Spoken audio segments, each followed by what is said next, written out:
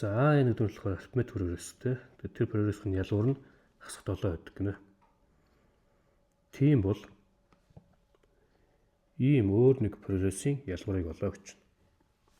За ер нь бол арифметик прогрессийн ялгуураа гэдэг бол энэ ч өөр арифметик прогресс байгаа шүү дээ. Тэрний ялгуураа гэдэг бол CN-ээс нь CN-ээс нэг нь хасчихна гэсэн үг. Тэгээд энэ томьёо өссөөр бол за энийг жоохон хөндрүүлээд энд нь 3-тай болгочих.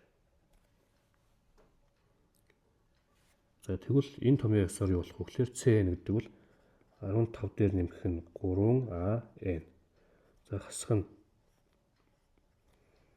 За CN-ээс хасах нь гэдэг нь болохоор 15 дээр нэмэх нь 3-ыг үржих нь AN-ээс хасах нь 1 гэсэн үг л. За энэ нь болохоор CN-ээс хасах нь 1. За хаалтаа задлах юм бол юу болж байна вэ гэхээр 15 дээр нэмэх нь 3AN болно. Хасах нь 15-аас хасах нь 3AN-ээс хасах нь 1 бол. За энэ хоёр хоорондоо шууд устчихна.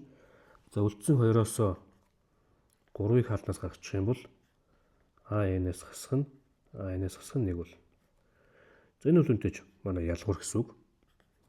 AN-ээс арифметик прогрессийн ялгуур нь ингээ өгсөн байна.